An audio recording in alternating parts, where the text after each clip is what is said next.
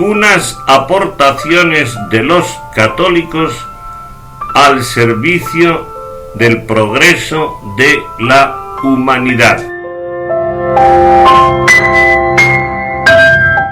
Un fraile español, descubridor de la ruta marítima que cambió el mundo.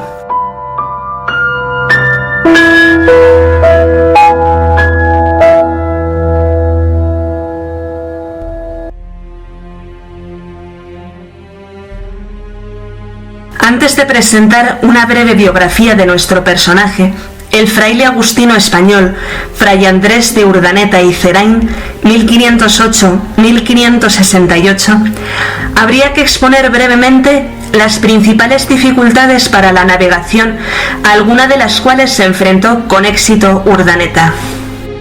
Hasta que a fines del siglo XVIII, el ingeniero escocés James Watt, 1736-1819, mejorará radicalmente los intentos precedentes de crear una máquina de vapor que sería aplicable a la navegación, los marinos no dispusieron en tantos siglos de otra fuerza impulsora que la del remo, el aire y las corrientes marítimas.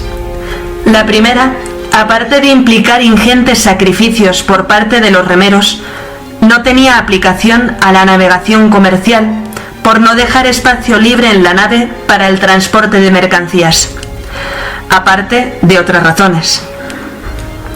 Quedaban pues las otras dos fuerzas propulsoras, el viento y las corrientes marítimas u oceánicas. La fuerza impulsora de los vientos era recogida y aprovechada por las velas que fueron perfeccionadas por ingeniosos marinos cuyos nombres casi siempre desconoce la historia. Pero aún así, esa fuerza, por ser tan cambiante a lo largo de las estaciones del año, resultaba insuficiente y hacía indispensable la colaboración de las corrientes, y el diccionario de la Real Academia de la Lengua Española define la palabra corriente como movimiento de traslación continuado, ya sea permanente, ya accidental, de una masa de materia fluida, como el agua o el aire, en una dirección determinada. Fijémonos en la última frase, porque es decisiva a nuestro propósito. En una dirección determinada. Claro que no siempre la dirección deseada era la que proporcionaba la corriente en que estaba el buque fondeado. Era preciso desplazarse, a veces mucho, hasta encontrar corrientes distintas que impulsaran la nave en la dirección deseada. Y aquí será donde brille en todo su esplendor la genialidad de Andrés de Urdaneta. Y se debe mencionar también otra dificultad, de otra especie pero formidable, que se atravesaba en los recorridos de las naves antiguas, dificultad enorme y terrible, el escorbuto.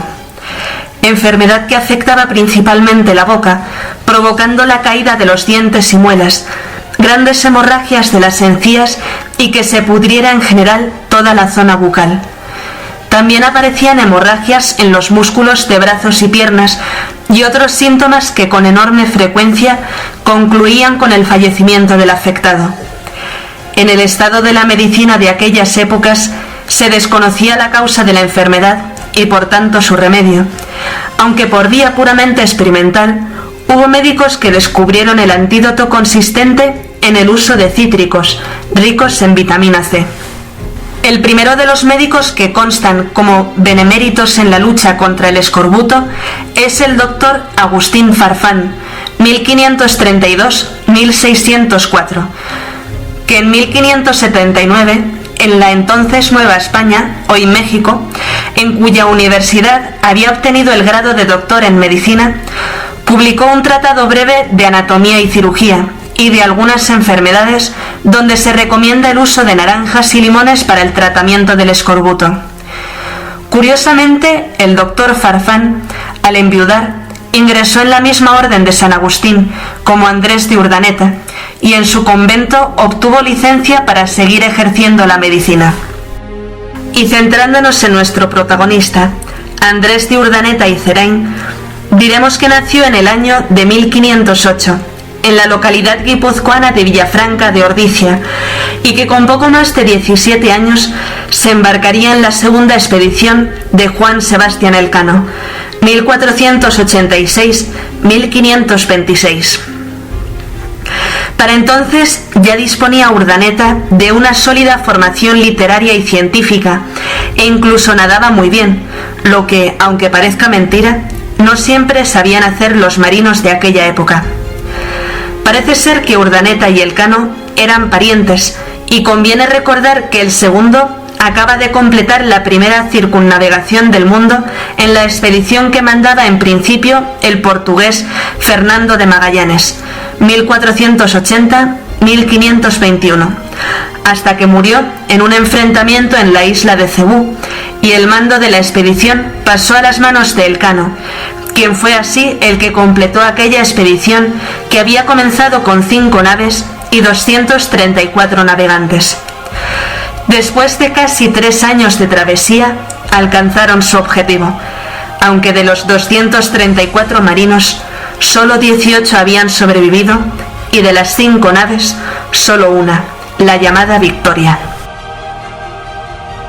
Un dato fundamental en la biografía de Urdaneta es que iba a tener en Elcano un maestro en las artes de la navegación con una experiencia y conocimientos excepcionales que asimiló al máximo, pues por sus biógrafos sabemos que estaba dotado de una memoria prodigiosa, así como facilidad natural para las lenguas y la diplomacia.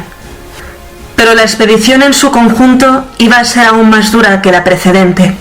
Iba a durar casi 11 años, hasta la vuelta a España, cuando Urdaneta pudo al fin regresar para dar cuenta de lo sucedido ante el Consejo de Indias y luego ante Carlos V. Y cumplidos estos requisitos, volvería a su pueblo natal para entregar a un hermano suyo, residente con su familia en Villafranca de Ordicia, una hija que había tenido durante este largo periodo, y de la que se sabe poco, salvo que pasados los años se casaría en aquella misma villa guipuzcoana.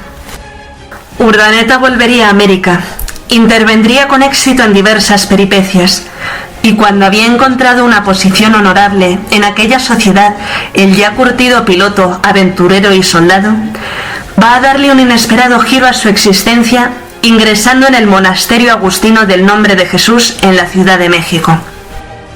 Allí el curtido navegante y aventurero se adaptó admirablemente a su nueva vida monástica, hasta el punto que su comunidad le eligió para el cargo de maestro de novicios. Pero en la entonces Nueva España se padecía un problema de comunicación náutica entre el continente americano y el asiático, especialmente con las islas Filipinas.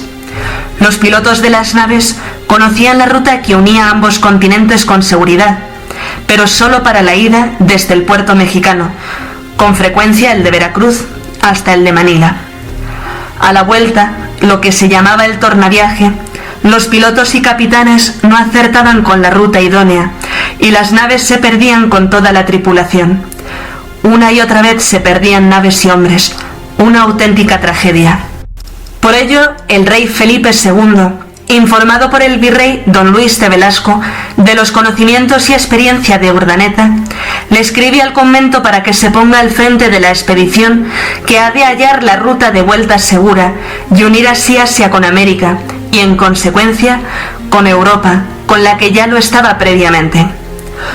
Urdaneta, siguiendo las órdenes del rey, partió de México en la expedición mandada por su pariente Miguel López de Legazpi, 1502-1572, que permaneció unos meses en Filipinas hasta que zarparon de vuelta a México el 1 de junio de 1565 y puso rumbo nordeste aprovechando el viento del monzón. Ascendió hasta el paralelo 40, donde encontró la corriente marítima de Kuro-Siwo, que les llevó por el Océano Pacífico hasta el Cabo Mendocino en California, siendo bautizado así dicho cabo por el propio Urdaneta en honor al virrey Antonio de Mendoza.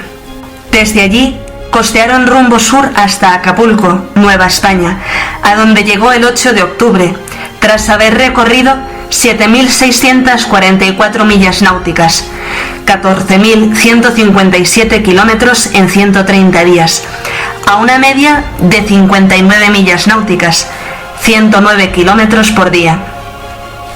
Urdaneta cumplió el encargo del rey Felipe a la perfección.